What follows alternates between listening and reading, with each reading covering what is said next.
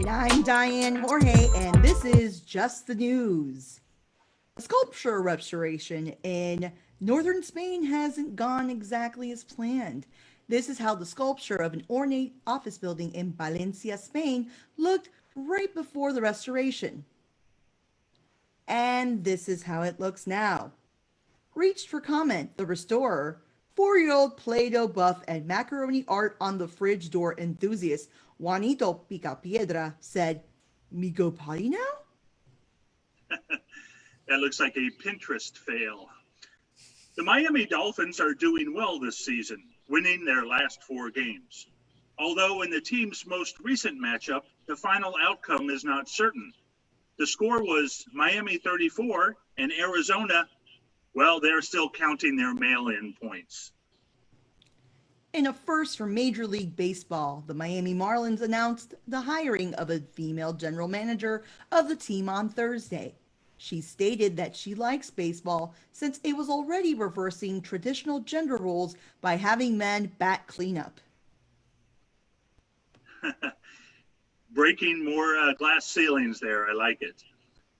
Elon Musk reported on Friday that he took 4 COVID-19 tests on the same day at the same lab and using the same nurse. 2 came back positive and 2 were negative. The conclusion to draw from this is obvious. Elon Musk is the reincarnation of Schrodinger's cat. People magazine is reporting that Jason Sudeikis and Olivia Wilde have ended their 9-year relationship. Their priority right now is the children. Haven't we seen this before?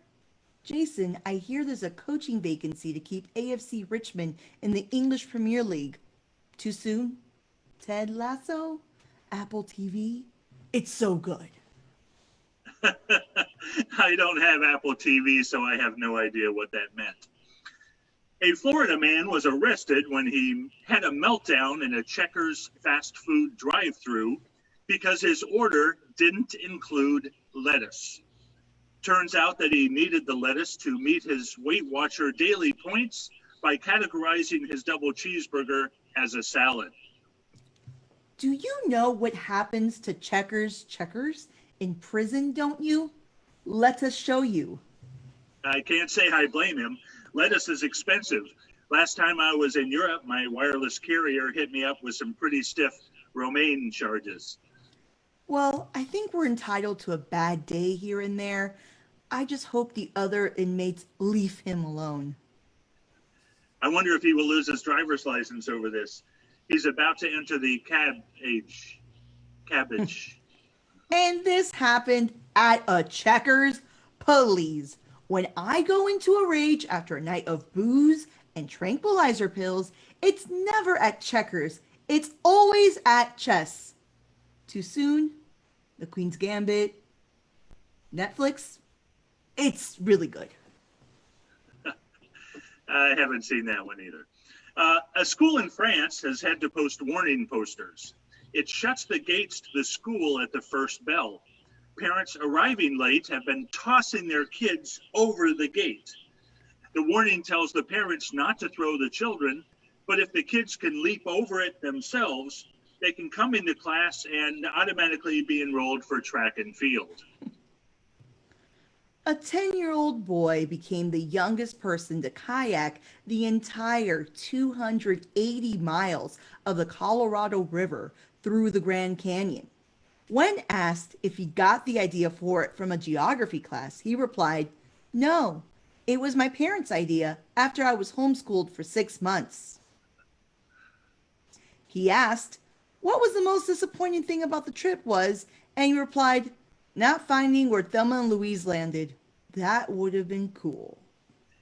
Indeed. Tom Brady had his first hurricane experience as a Florida resident. Hurricane Eta washed his jet skis away from his dock and out to sea on Thursday. But Tom wasn't that upset, saying, well, it's better to lose my jet skis than to lose to the Jets. See? Aha. R. Kelly was beaten up in federal prison this week. His attacker has been identified as Karma. Whoa. An American traveler was arrested in Thailand for posting a negative review of his hotel on TripAdvisor. When reached for comment, President Donald Trump said, wait, you can arrest people for bad reviews?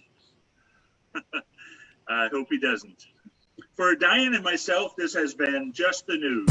And remember, be well, or at least be well informed. And that was Just the News with Joe and Diane.